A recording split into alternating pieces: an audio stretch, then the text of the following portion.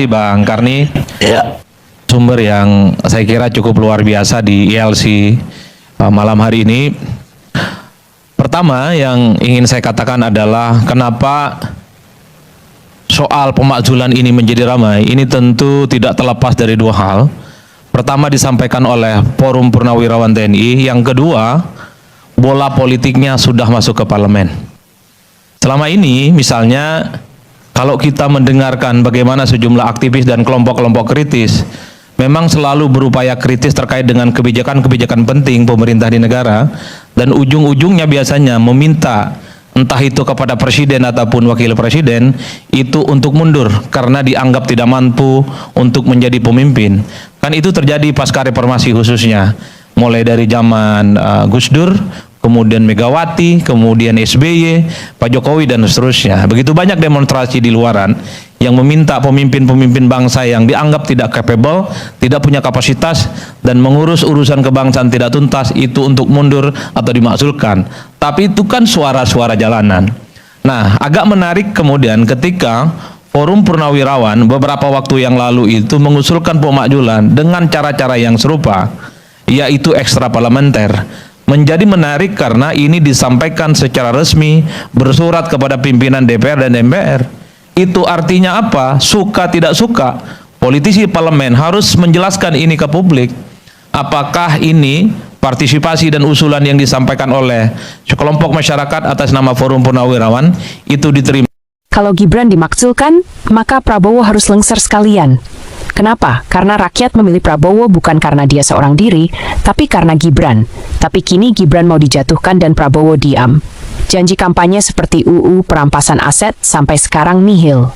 332 purnawirawan TNI tuntut Presiden Prabowo lengserkan Wapres Gibran. Ada apa? Ada apa? Ada apa?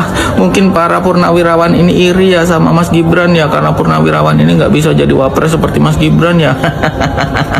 Sudahlah, nggak usah nuntut-nuntut Wapres Gibran ini untuk mundur. Wapres Gibran ini terbaik untuk Indonesia, terhebat untuk Indonesia. Wapres termuda, terhebat, dan tertop sepanjang masa, sepanjang berdirinya Indonesia, ya kan? Iya. Lagian mau nuntut gimana pun Presiden Prabowo tidak akan melengsarkan Wapres Gibran. Kenapa? Ya karena dulu tanpa Wapres Gibran mungkin Pak Prabowo nggak menang. Iya. Udahlah, aku nggak mau berstatement terlalu panjang, nanti berbahaya. Kalian aja yang statement gimana enaknya ya. Boleh-boleh saja, itu kan aspirasi negara demokrasi, ya biasa saja. Tapi Mas Gibran sendiri kan dipilih oleh rakyat Pak, dengan adanya usulan pemakzulan seperti apa? Ya itu semua orang sudah tahu bahwa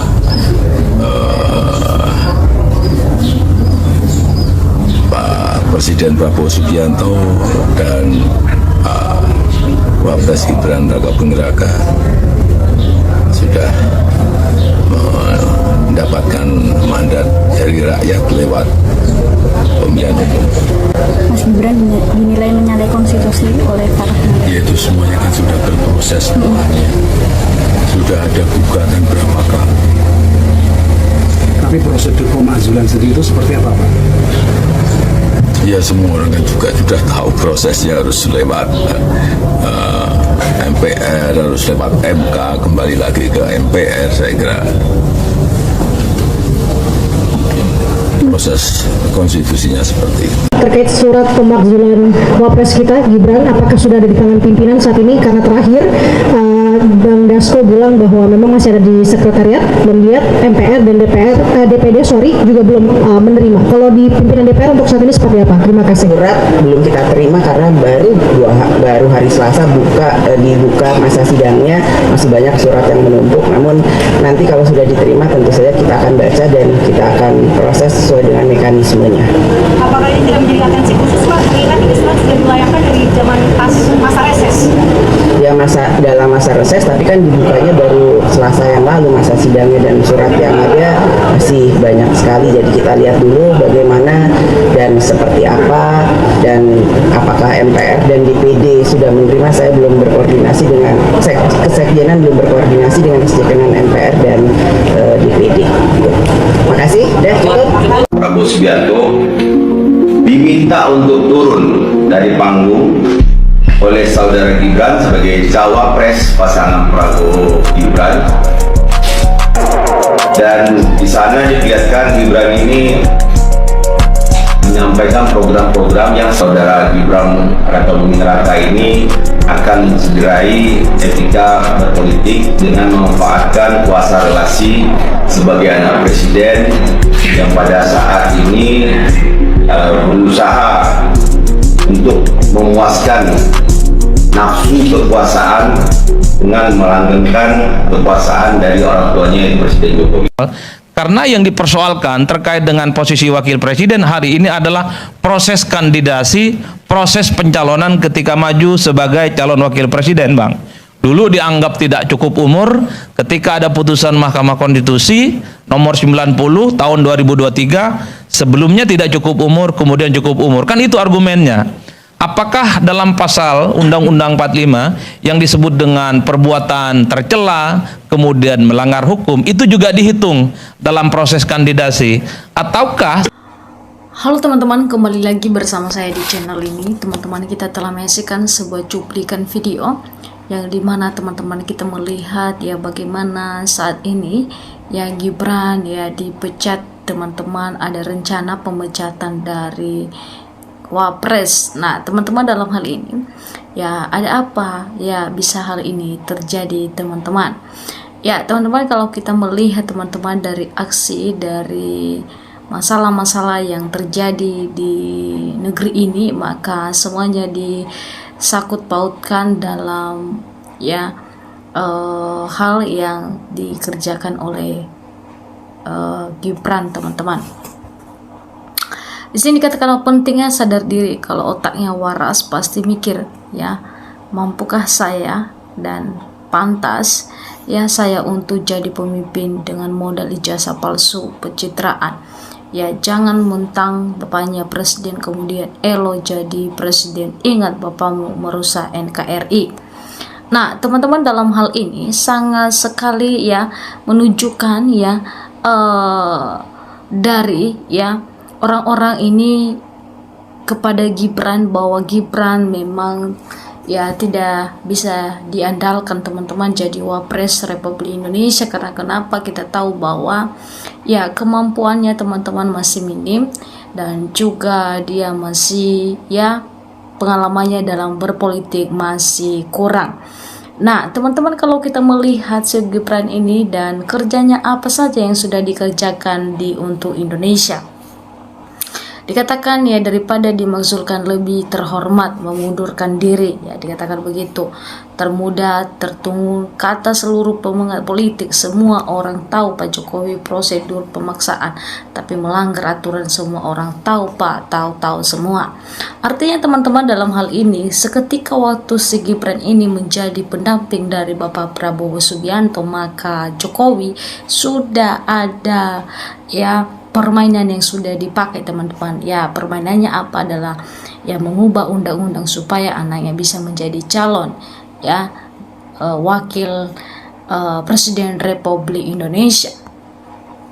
Nah dikatakan di sini bahwa tugas apa yang dilembah Gibran, tugas apa yang dibebankan kepada Gibran. AHY ya mewakili presiden ke Cina, AHY yang melaksanakan tugas di negara masa Gibran. Yang dapat prestasi AHY bukan budaya. Gibran AHY itu perwira menengah yang berprestasi. Gibran prestasinya sebelum jadi wali kota di pensiun martabat jauh level bung. Artinya di situ bahwa ketika ya Bapak Prabowo memutuskan ya AHY untuk pergi ke Cina untuk berpidato di sana, maka dia disambut dengan tepuk tangan dengan bahasa Inggris. Ya dia juga memakai bahasa Inggris teman-teman dengan pidatonya yang tidak ya segan-segan teman-teman, dan dia memang lancar berbahasa tanpa bertele-tele.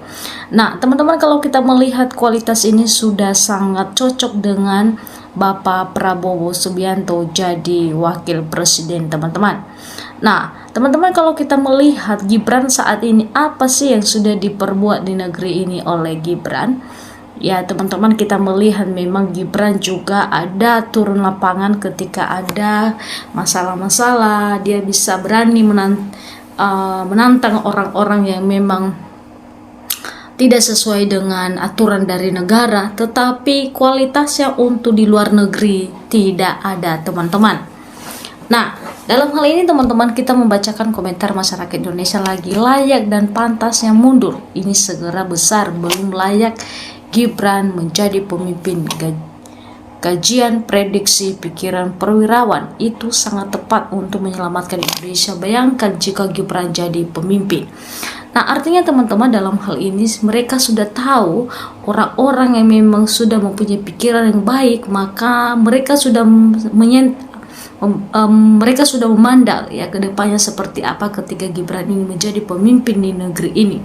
Ya, kita tahu ya selama ini Gibran sudah hampir